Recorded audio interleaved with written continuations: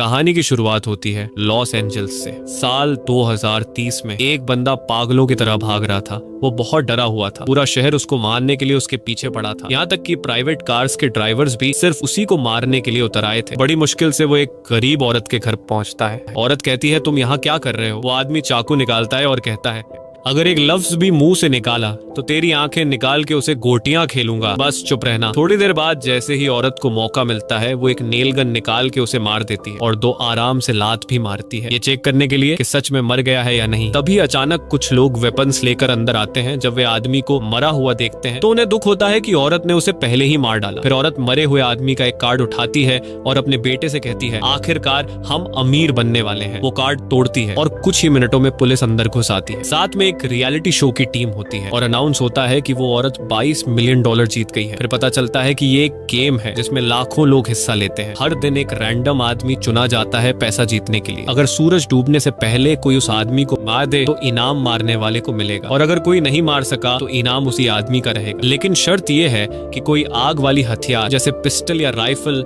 Use नहीं कर सकता। उसी दिन हमें एक लड़की दिखाई देती है, इसका नाम है कैटी। एक नाकाम एक्ट्रेस किस्मत आजमाने लॉस एंजलिस आई है ऑडिशंस के लिए। उसके साथ बैठी औरत कहती है, तुम बड़ी मासूम लगती हो, अपना ख्याल रखना बेटा, यहाँ लोग चोर हैं। कैटी कहती है, शुक्रिया नसीहत का, आप बहुत अच्छी लेडी हैं। औरत उसका हाथ पकड़ती है और कहती है, ऐसा मत कहो, तुम मेरी बेटी जैसी हो। चलो अब मैं यहाँ उतरती हूँ, गुड बाय। थोड़ी देर बाद कैटी जब अपनी कलाई देखती है तो वह शॉक हो जाती है कि उस औरत ने उसकी घड़ी चोरी कर ली। कहती है वो औरत चोर है। वह अपने ऑनलाइन बुक किए हुए कमरे में पहुंचती है। कमरे को देखकर वह परेशान हो जाती है, क्योंकि जो कमरा मोबाइल पर उसने देखा था वह तो बिल्कुल अलग निकला। कमरे की मालकिन कहती है, हम अलग अलग फोटोज का इस्तेमाल करते हैं ताकि ग्राहक को फंसा सके। जैसे ही कैटी बेड पर बैठती है तो बेड नीचे गिर जाता है, लेकिन वो मजबूर थी क्योंकि इस कमरे का किराया सस्ता था। उसके बाद एला का मंगेतर आता है और एला से कहता है, देखा कल का इवेंट, कल लॉटरी का इनाम होगा $600 मिलियन। ये सुनकर कैटी हैरान हो जाती है कि ये कैसा मुकाबला है। उसके बाद वो कहती है, मेरा दिमाग मत खाओ, कमरे की चाबी दो, मुझे सोना है। वो लोग चाबी देते हैं और कैटी जाके सो जाती है। अगले दिन सुबह कैटी उठती है तो चेहरे पे पानी टपक रहा होता है। जब वह छत की तरफ देखती है तो पता चलता है कि ऊपर वाले पड़ोसी का वॉशरूम है और जिन कपड़ों में ऑडिशन देना था वो भी खराब हो गए। वो एला को कॉल करती है, ये क्या बकवास है, उठती हूँ तो लोग मेरे ऊपर पेशाब कर रहे होते हैं, कपड़े भी खराब हो गए। एला कहती है, परेशान मत हो, मेरे कपड़े पहन लो, कमरे की अलमारी में रखे हैं। कैटी सच में वही करती है और ऑडिशन के लिए निकल जाती है। अब सिर्फ आधा घंटा रह गया है ऑडिशन के लिए। जैसे ही वो ऑडिशन वाली जगह में एंटर होती है, वो देखती है कि वहाँ और भी लड़कियां ऑडिशन देने आई हैं।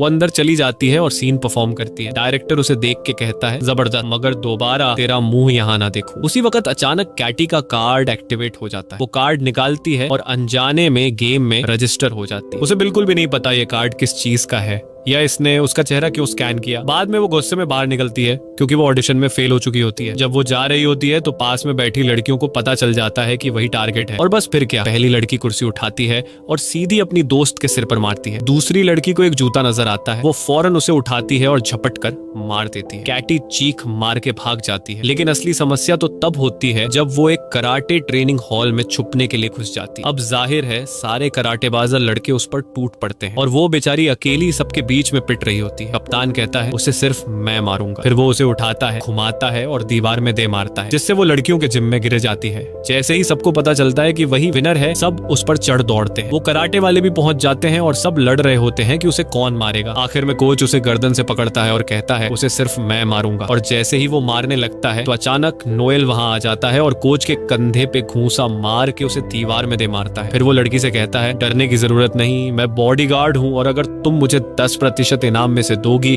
तो मैं तुम्हें बचा लूंगा। उसने कहा, ठीक है भाई, तुम्हें पूरा इनाम भी दे दूंगी, बस बचा लो। नोएल उसे अपनी कमर से बेल्ट के जरिए बांध लेता है ताकि उसे बचा सके। फिर वह सारे दुश्मनों को मार गिराता है। तब एक कमजोर सा लड़का आता है। नोएल उसे कहता है, देख, अगर मैंने तुझे मारा तो मुझे ही तरस आ जाएगा, 3 तक गिनती करूंगा, अगर नहीं भागा तो तू गया। वह लड़का तुरंत बोला, अरे सर, सलाम है आपको, और भाग जाता है। फिर वह दोनों बिल्डिंग से निकलते हैं और पता चलता है कि हर 15 मिनट बाद एक ड्रोन उसे ट्रैक कर रहा है ताकि बाकी प्लेयर्स को उसका लोकेशन मिलता रहे। उन्हें एक गाड़ी मिलती है, वह उसे लेकर वहां से फरार हो जाते हैं। लड़की नोएल से कहती है, ये कैसी गेम है जिसमें लोग मुझे मारने के पीछे पड़े हैं, मुझे इस गेम से निकलना है, कोई ना कोई हल निकालो। नोएल कहता है, हल सिर्फ एक है, तुम्हें शहर के लोगों से बचना होगा। अगर तुम निकलोगी तो मैं भी अपने 10% से हाथ धो बैठूंगा। लेकिन फिर उसे शक होता है कि नोएल शायद उसे मार दे और खुद इनाम ले ले। पूरा शहर उनके पीछे होता है। वो दोनों सेफ्टी हेलमेट पहन लेते हैं। तभी अचानक गाड़ी में एक लड़की घुस जाती है। वो चाकू निकालती है और उसे मारने की कोशिश करती है। नोएल कहता है तुम गाड़ी चलाओ, मैं इसे देखता हूँ। फिर लड़की के सर को जोर से पकड़ता है। नोएल उसे एक जोरदार लात मार के गाड़ी से बाहर फेंक देता है, लेकिन आगे चलकर गाड़ी खराब हो जाती है और लड़की नीचे उतरती है और भागने लगती है। नोएल उसे पकड़ लेता है। वो कहती है सच सच बताओ, तुम मुझे मार के इनाम लेना चाहते हो ना? नोएल कहता है बिल्कुल नहीं, मैं तो तुम्हें बचाना चाहता हूँ। तब पुलिस वहां आ जाती है तो लड़की फौरन नोएल से कहती है पकड़े जाने से पहले कुछ कहना है। फिर वो पुलिस के पास जाती है शिकायत करने, मगर तब उसे अंदाजा होता है कि पुलिस भी असल में उसे मारने आई है। नोएल फौरन आके उसे बचाता है और वो पुलिस को चकमा दे के भाग जाती है। वो एक मैगजीन से अपना चेहरा छुपाती है। फिर जैसे ही वो कार्ड देखती है पता चलता है कि ड्रोन ने उसकी लोकेशन शेयर कर दी है और जितने भी लोग आसपास होते हैं समझ जाते हैं कि खिलाड़ी यही है। सब अपनी गन्स निकालते हैं और उसकी तलाश शुरू हो जाती है। वो एक वैक्स म्यूजियम में जाकर छुप जाती है और खुशकिस्मती से कोई उसे वहां नहीं देख पाता। थोड़ी देर बाद एला उसे कॉल करती है और पूछती है वो कहाँ है। वो कहती है मुझे पता है, कपड़े पहुंचाने में देर हो गई, मजबूर थी। एला कहती है कोई बात नहीं प्यारी, बस अपना लोकेशन तो बता दो। वो कहती है मैं अभी म्यूजियम में हूँ, बस किसी को बताना मत। और अभी 1 मिनट भी नहीं गुजरा होता कि एला और डेजी आ जाते हैं। एला उसे मारने की कोशिश करती है। लड़की खुद को बचाने के लिए एक डंडे से वार करती है। वो दोनों से जान छुड़ाती है और फिर उन दोनों के पीछे म्यूजियम का दरवाजा बंद कर देती है। लोगों ने उसे देख लिया। वो फौरन बस से उतरते हैं ताकि उसे मार सके, लेकिन नोएल वहां पहुंच जाता है और उसे वहां से ले जाता है। कैटी कहती है मुझसे नाराज मत होना, मैं समझी तुम मुझे मार दोगे। नोएल कहता है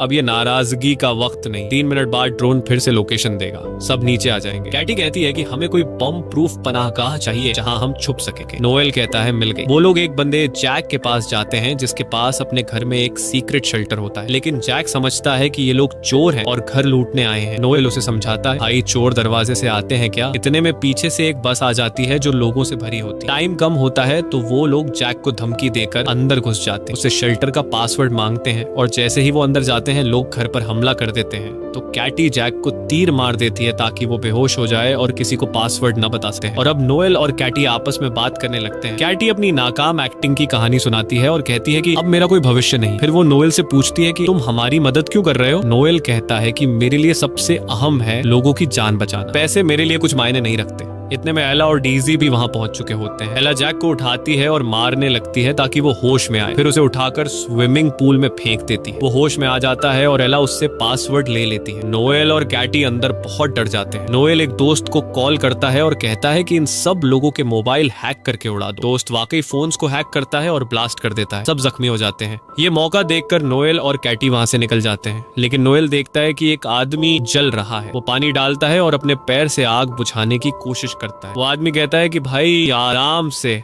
मेरी टांग तोड़ दी तुमने। बाहर निकलते ही उनका सामना एक बख्तरबंद गाड़ी और ट्रेन गार्ड्स से होता है। गार्ड्स कहते हैं कि कैटी हमारे साथ चलो वरना हम तुम्हारी लाश ही ले जाएंगे। कैटी कहती है कि ठीक है, लेकिन मेरा बॉडीगार्ड भी साथ जाएगा। गार्ड्स वहां जाते हैं और वो सब गाड़ी में बैठ जाते हैं। कैटी कंफ्यूज रहती है कि आखिर वो लोग जा कहाँ रहे हैं। गाड़ी उन्हें एक एजेंसी के हेडक्वार्टर ले जाती है, जहाँ उनकी मुलाकात लुइस से होती है जो एजेंसी का लीडर है। लुइस कहता है कि मैं हैरान हूँ कि तुम अब तक जिंदा कैसे हो। अक्सर लोग तो 15 मिनट में मर जाते हैं, लेकिन तुम सेफ हो। यहाँ तुम्हारी हिफाजत मेरी जिम्मेदारी है, लेकिन मुझे इनाम का 30% चाहिए। कैटी उसकी बात मान लेती है। फिर वे सब मेडिकल चेकअप के लिए क्लिनिक जाते हैं ताकि अपने जख्मों का इलाज करवा सके। इस दौरान कैटी नोएल को अपनी कहानी सुनाती है। वो कहती है मेरे पापा ने मुझे छोड़ दिया, मम्मी बीमार है, तभी से मैं कोई भी काम करती हूँ ताकि इलाज के पैसे जमा कर सकूं। मैं यहाँ सिर्फ ऑडिशन देने आई थी, लेकिन वो भी फेल हो गया। नोएल कहता है मैं एक वक्त फौजी था और लुइस जो अभी बाहर है वो मेरी टीम में था। एक बार मैंने एक मिशन से इनकार कर दिया जिसकी वजह से पूरी टीम मर गई, बस लुइस बचा और तभी से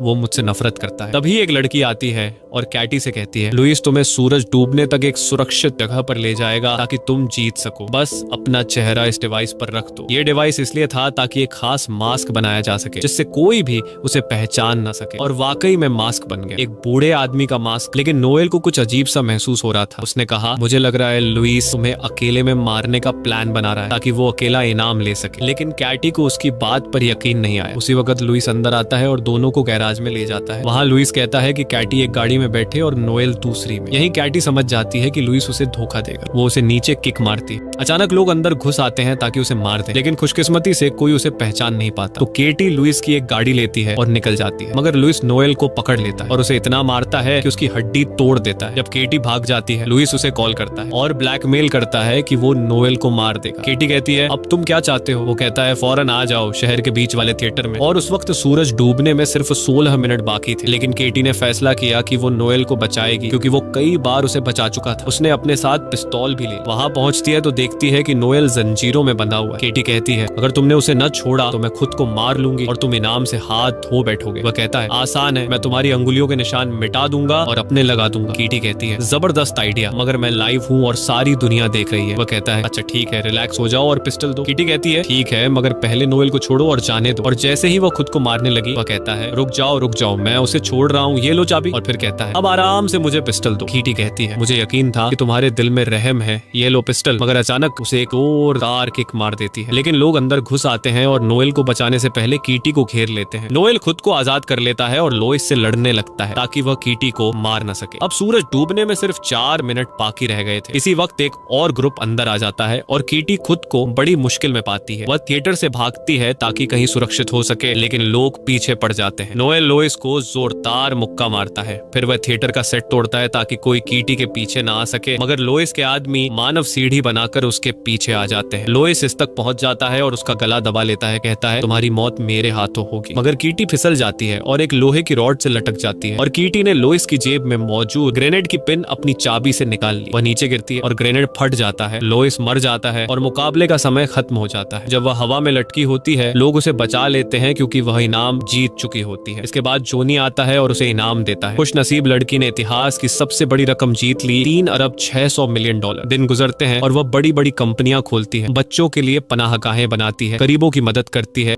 और सबसे खूबसूरत बात, उसने नोएल से शादी कर ली और उसके साथ खुशहाल जिंदगी बिताने लगी।